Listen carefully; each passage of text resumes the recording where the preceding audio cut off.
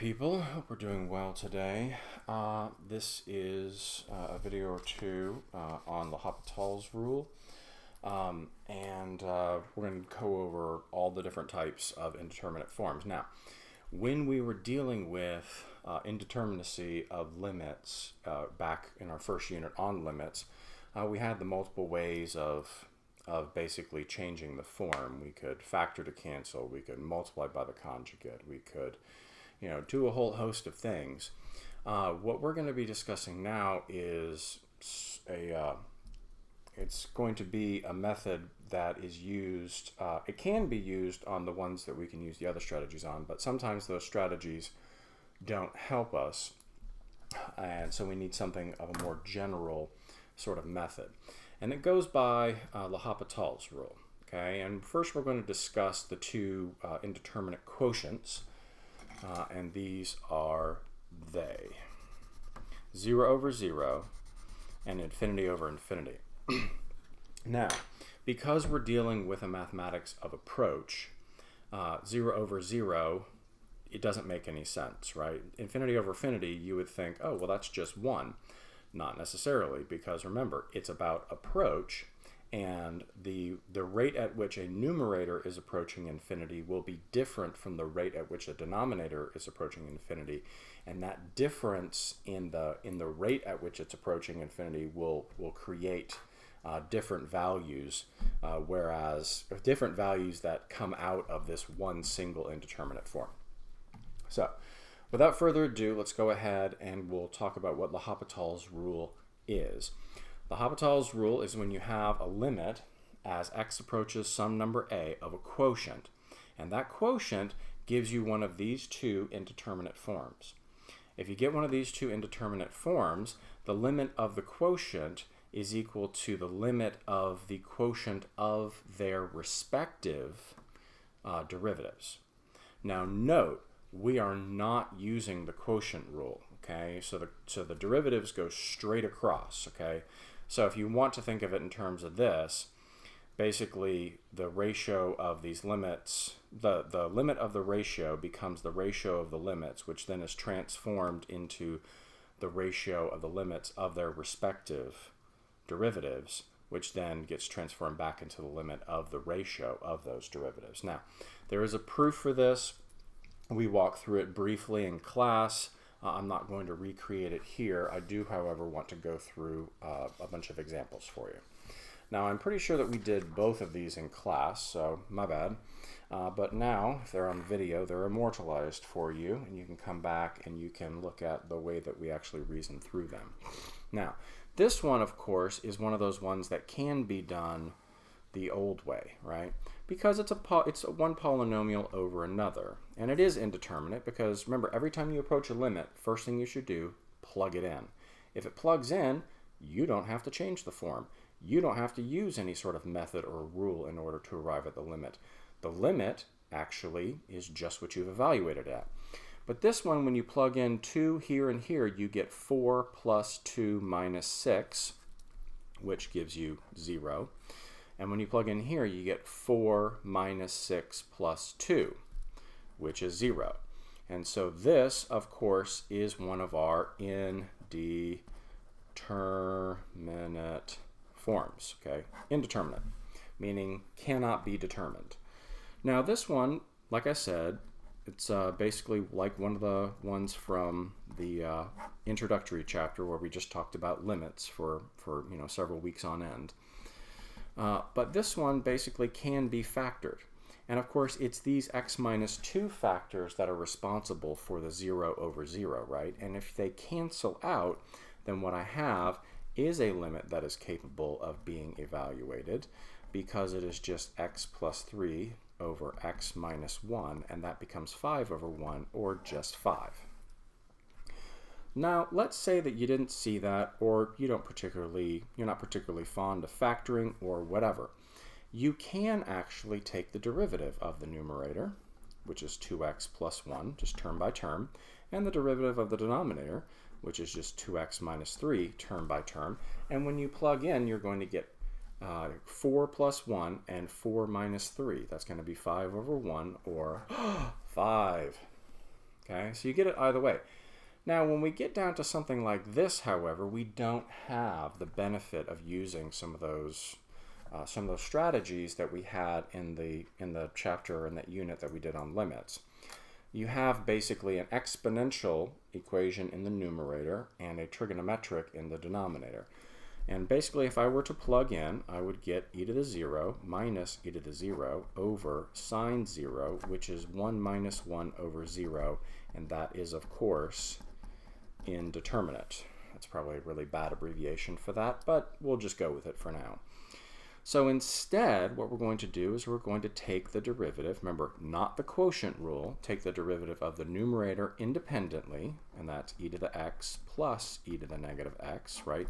Because the chain rule in that second term dictates the change of sign here. The negative which comes out of that chain rule basically unnegativizes that subtraction sign. It turns it into a sum. And then, of course, the derivative of sine is cosine. And now I have e to the 0 plus e to the 0 over cosine of 0, which is 1 plus 1 over 1, or 2.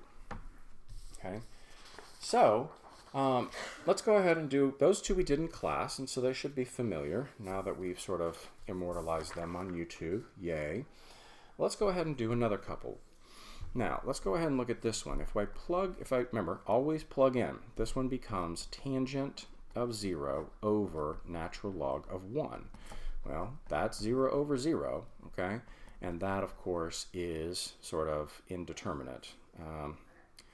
Yeah, we'll just use that. It's bad, but whatever. Okay. So what we need to do is we need to apply L'Hopital's rule. Now, the derivative of tangent of stuff, right, is secant squared stuff times the derivative of stuff. So it just becomes secant squared 2x times 2. And down in the denominator, you basically get the quotient 1 over x plus 1. That, of course, then becomes x approaches 0 of 2x plus 2 times secant squared 2x. And that is capable of being evaluated. You plug in 0 into here. Secant of 0 is 1. Square it, it's still 1. Plug a 0 into here and you get 2. So you get 2 times 1, or 2. Okay? And the thing is that, you know, if you had to do it again, because this is indeterminate, you would, of course, because the at x plus 1 needs to come up, because, you know, dividing by a fraction, basically you would just turn secant squared into its implied reciprocal, and basically if you needed to do L'Hopital's again, it would be 2x plus 2 over cosine squared 2x, and then you would keep going from there, okay? But you don't have to, so basically you don't need to. Alrighty, let's move on to the next one. This one is going to be a little bit burdensome because the denominator is obviously going to be a product rule, okay? But let's go ahead and plug in just to make sure. Now up here, you're going to get infinity plus infinity over infinity, which is infinity over infinity, and of course that is our other indeterminate form. So we basically need to take the derivative of the numerator and the derivative of the denominator. So the limit, as x approaches infinity, the derivative of x is 1, the derivative of natural log x is 1 over x. And then I have to do the product rule down here. So first times the derivative of the second plus the derivative of the first times the second. And this, of course, from here to here is L'Hopital's rule. That's probably another horrible abbreviation, but we'll just go with it. And this becomes 1 plus 1 over x, and this becomes 1 plus natural log x. Well, I don't like complex fractions, so let's go ahead and multiply by x over x. And so some of your steps will not be L'Hopital, some of your steps will just be simplification, right? So x plus x natural log x. You could have left it in factored form, I guess, but it doesn't really matter. So basically, let's go ahead and plug in infinity again, and we still have a problem, right? because it's going to be infinity over infinity. Well, let's go ahead and do L'Hopital's rule again. Okay. Now, once we've done that,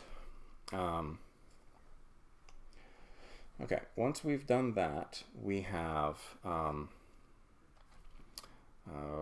1. And I guess it might have been a good idea to leave that in factored form, but whatever. Okay, you have x, so 1 plus, and then you have the same denominator right here, because the original denominator was x natural log x, and it became this.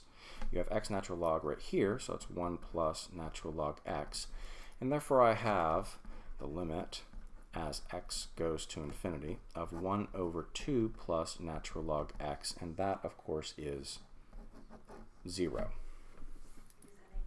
Okay. Now, there is, I mean, you actually, let's go ahead and talk about this. Now, from here, we thought to do L'Hopital's rule again, okay? And that's because this gave us, when we plugged in infinity, it gave us infinity plus 1, and then basically if it was x, if you factored the x out, it's infinity, 1 plus infinity, and therefore it's infinity over infinity. But you could arguably have actually evaluated from this form right here, okay? And the reason is that in that form, what you would get is you would get 1 plus, 1 over infinity, which goes to 0, and then 1 plus natural log infinity, which of course goes to infinity. So that goes 1 plus 0 over 1 plus infinity. And of course, and I know this is horrible form, but you get what I'm doing. And of course, that just winds up being 0. It goes to 0, right? So you arguably could have done it from here before the simplification process, but it certainly is much clearer from here. Okay? Let's do another one. Okay. Now this one, of course, reminds us of those wonderful trig limits that we had. Now, we can, you could try and change the form and stuff like that. It ultimately is going to be unsuccessful, largely because the cosine x minus 1 is in the denominator here, right? And you need to remember that our rule was x approaches 0 of 1 minus cosine x over x, and that was equal to 0. Well, what's the reciprocal of 0? Yeah, it's infinity, okay? And so basically, because the cosine x minus 1 is in the denominator, you have a problem there. But what we're going to do instead, first of all, we're going to plug in. So when we plug in, we're going to get 0 over cosine 0 minus 1, which is, of course, 0 over 0, and that gives us our indeterminate form. So let's go ahead and use L'Hopital's rule, again, differentiating the top, okay, and the bottom independently, okay. And I still am going to have a problem because I'm going to plug in 0, and I'm going to get 3 times 0 squared over negative sine of 0, and that's 0 over 0. So I have to apply L'Hopital's a second time and get 6x over negative cosine x. Now that is capable of being evaluated. In the original, the problem with the cosine was this minus 1 right here, because cosine of 0 is 1. And it was the minus 1 that was turning the denominator into a 0. But the moment that you cycle back to cosine, because remember, derivative of sine is cosine, derivative of cosine is negative sine, and it just sort of flips back and forth, right? The moment that you arrive back with a cosine in the denominator, the minus 1 is long gone, and this becomes 0 over 1, or just 0. Okay. Now, let's go ahead and take a look at this next one. This one winds up being sine of 0 minus 0 over 0 cubed. Again, 0 over 0, indeterminate form, so I have to use L'Hopital's. Let's go ahead and do cosine x minus 1 over 3x squared. Now, again, you have that minus 1 right there, and that's going to be potentially a problem, right? Because when you plug in 0, you're going to get 1 minus 1 over 0, or 0 over 0. So we have to do it again. So we get the limit as x approaches 0 of negative sine x over 6x. Well, that's looking basically pretty similar to this, just a little bit different and reciprocal of it. But that's still 0 over 0, still an indeterminate form. So we do L'Hopital's a third time, and we wind up with negative cosine x over 6. Well, when I plug in 0 now, I get negative 1/6. Then it's always kind of nice when the limit turns out like that, because so many of these are like 0 and 1 and negative 1 and fun stuff like that. But that is basically how it gets done when we're actually given indeterminate forms that start off as ratios. Now, what if we have, there are indeterminate forms that are not ratios, okay? So let's go ahead and take a look. This is another indeterminate one called the indeterminate product, okay? It's 0 times infinity. Anytime you have 0 times infinity, that's not 0, it's not infinity, it's not, some particular number, it's just indeterminate. So that actually is the case when we're given something like this, because when we plug in infinity in for x, obviously that's going to be infinity, right? When I plug infinity in for e to the negative x, now you need to remember what e to the negative x looks like. It's this, right? Because it's a horizontal reflection on the e to the x. And as x gets really large out to infinity, the function values drop and approach 0. So that's infinity times 0. It is indeed indeterminate, of the indeterminate product form. Now, we can't use L'Hopital's in this form because it's not a ratio. And if you're thinking to yourself, God, I wish this were a ratio, then make it a ratio, okay? Anytime you're thinking to yourself, gee willikers, I wish blank, okay? What you need to do is you need to figure out if you can actually turn it into that wished for form. And in this case, it's actually really easy because e to the negative x implies that it wants to go down into the denominator as e to the x anyway. So we wind up with the limit as x approaches infinity of x over e to the x. Now in this form, it is still indeterminate as infinity over infinity. But when we take L'Hopital's, it becomes 1 over e to the x, and of course that approaches 0. All right, and sometimes turning it into a ratio is easier than at other times. So let's go ahead and do, now obviously when you're dealing with trig, it winds up being really easy because anytime you're given something like tangent, it always is an implied ratio. I mean, even sine and cosine are implied ratios, right? Even though we don't define them like that. Sine is obviously 1 over cosecant, and cosine is 1 over secant, like if you have to, okay? Now let's go ahead and let's plug it in, right? Because the first thing we want to do is plug it in, and we get 1 minus sine of pi, so that's 1 minus 1, and then tangent of pi over 2. Tangent of pi over 2, obviously, pi over 2 is where the asymptote is, and I'm assuming that we're going from the right here, although that doesn't actually specify, so that'll be positive infinity. So it's 0 times infinity, and we're good to go. Now, good to go with our, so this is 0 times infinity, it's indeterminate, we need to basically transform this. Now, of course, tangent can be turned into a ratio in 2 different ways. It can either be turned into sine over cosine, or 1 over cotangent. Either way, you can actually wind up getting to a correct answer. Let's go ahead and just so we don't have to do any product rule stuff in the numerator, because basically if you turn out the sine over cosine, then basically you'd be multiplying by sine over cosine or dividing by cosine over sine, and therefore you would basically it would create a product rule or a chain rule up here in the numerator. But if you just put cotangent down here, then you just have to remember cotangent's derivative, right? So when we put it into this form, it's still going to be indeterminate because it's going to be 1 minus 1. And cotangent actually does exist at pi over 2. It has its 0 at pi over 2, so it'd be 0 over 0. So we need to go ahead and use L'Hopital's rule, pi over 2 to the right, okay, and this becomes negative cosine x and negative cosecant cotangent. Well, both of those negatives can be canceled out. And now it's going to be some simplification. So here, this was L'Hopital's rule, but this next step is simply going to be a simplification step. And I know that cosecant is 1 over sine, cotangent is cosine over sine. So basically what happens when you simplify, and you can check this on your own if you want, it becomes sine squared.